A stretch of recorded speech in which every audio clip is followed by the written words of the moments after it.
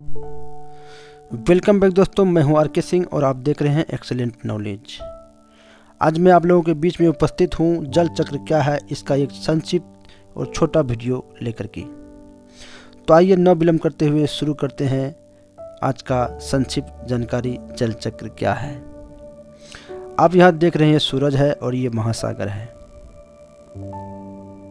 सूरज के ताप के कारण धरातल पर जो जल है वह जल और धरातल पर जो वायु है वो वायु दोनों एक साथ गर्म होने लगता है।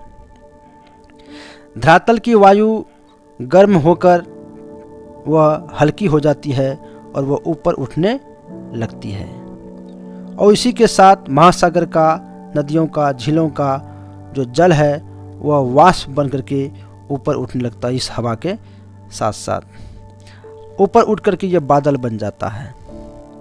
यह पवन की दिशा में यह बादल आगे बढ़ता है और यह जब इसके तापमान जब धीरे धीरे घटने लगता है तो बादल की छोटी छोटी बूंदों में आपस में सट करके एक बड़ा बूंद बन जाता है, जिसके कारण वर्षा शुरू हो जाती है।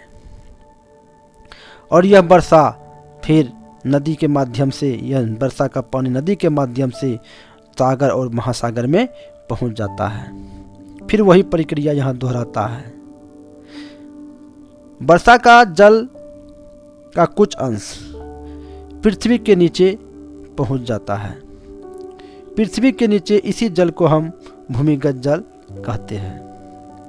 भूमिगत जल जैव के अनेक प्रक्रमों के द्वारा पुनः मनुष्य के उपयोगों में आता है और वह फिर महासागर, सागर में पहुंचता है नदियों के माध्यम से, और यह प्रक्रिया पुनः वह दोहराता है।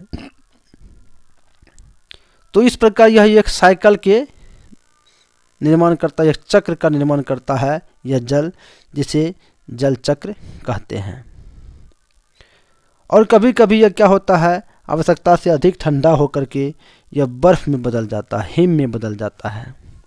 जब इसकी बारिश होती है तो इसे हम हिमपात कहते हैं या फिर बर्फ का गिरना कहते हैं। यह बर्फ धरातल पर पहुंच करके वह पिघल जाता है, वो फिर पानी बन जाता है। फिर वह पानी नदियों के माध्यम से सागर, महासागर में पहुंच करके फिर वही प्रक्रिया को दोहराता है। इस प्रकार इस प्रक्रिया को जल चक्र कहते हैं। धन्यवाद। जय हिंद, जय भारत।